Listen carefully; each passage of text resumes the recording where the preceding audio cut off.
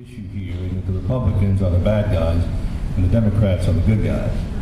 Let me tell you something. At the highest levels of the Democratic Party and the highest levels of the Republican Party, they are both in bed with the crazies in Miami.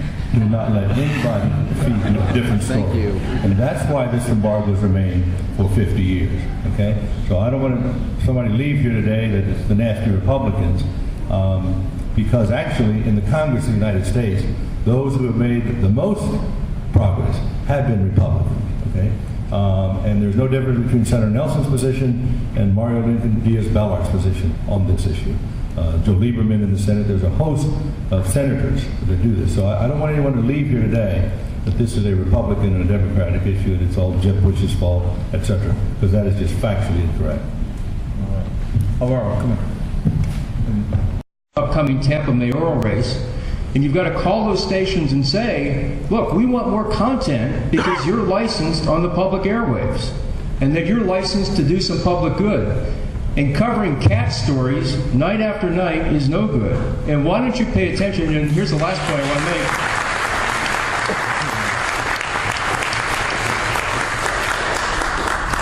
Sometimes I'll see 5 protesters protesting against Fidel Castro, and they'll make it to the news. That they will make it to the news on one of the local channels here. Here we've got 145 people turned out for a thoughtful session in which we're not glossing over the human rights situation in Cuba. We're talking about the real situation in Cuba, and we can't get a television station to stay here for an hour and at least take a few sound bites and put them on the 6 o'clock news.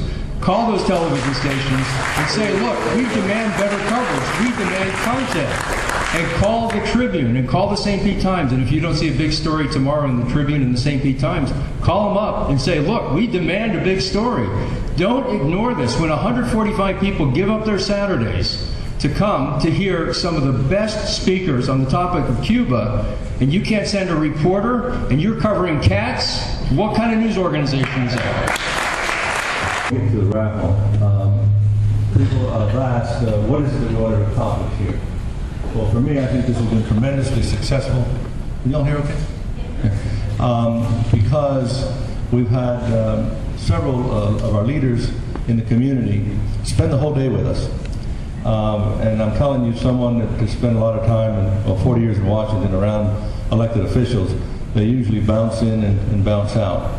So I don't want to put Councilman on the spot, but you would like to take a minute or two to say something, and same thing with you, Congressman Linda Sullivan and Mary Mulhern, because I got to tell you, I feel very good the fact that you've come here, you've participated, and it's a learning process, and that's what we need.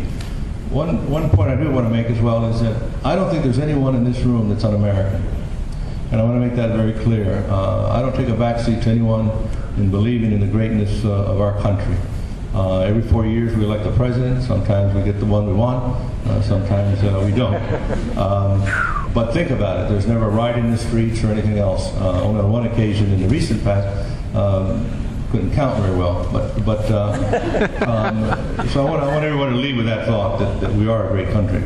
I want to say that we owe a great deal of compliment and respect and indebtedness to you and to Rob for an excellent forum today. Excellent.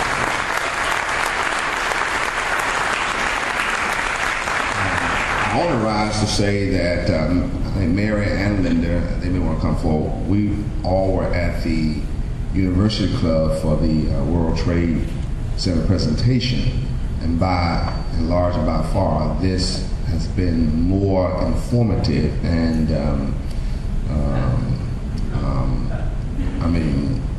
just you overdid it. You went way beyond, and this session, this summit, this day really enlightened me, and I believe a lot of other people in regards to Cuba and the relationships between Cuba and America.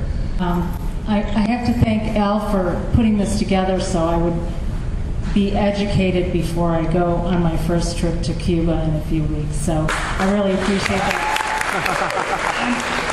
What's really hopeful to me is to see all these people in this room from Tampa who should be and really is the sister city for Havana and has a more than 100-year history with Cuba, to see that we're all here and that it is a small minority now that doesn't want to have normalized relationship, have rapprochement with Cuba, and we're all here. But it is true, I went to Washington and got to meet the Cuban ambassador, who wasn't allowed to travel to Cuba, or to Tampa, I'm sorry, which was very sad, because here the Cuban ambassador can entertain an official from Tampa, but I can't invite him here. And when I also went to Congress and talked to a couple of different Congress people and their staffs, there was this mood there that was a lot different from what's here in this room.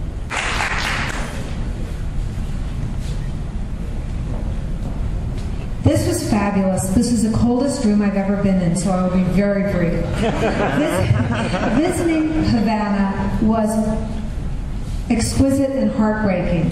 It is the most beautiful city. The 100 buildings that have been restored are fabulous. The 15,000 that are crumbling break your heart. It is on every way a win for Tampa to be able to reconvene with our sister city, Havana. In trade, in culture, socially, emotionally, historically, it is kin, and we need to all work to accomplish that. I'm so pleased that my elected colleagues are here, because together, collectively, we can have a voice to change this conversation. Thank you. Never invite a politician to say something. I do want to thank Al, because I've got to tell you that this is not the first time that he's put on meetings like this. I've been to more than one, and I know that he's always been very passionate about this issue, and he's been the ramrod. And there are a lot of people who are naysayers. There'll always be in anything that you do, which has two sides to it. But I want to congratulate you for continuing to pursue this, and hopefully one day the doors will be open for all of us.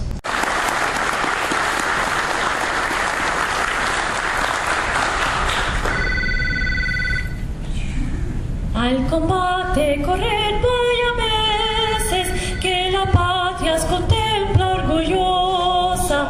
No temáis una muerte gloriosa, que morir por la patria es vivir.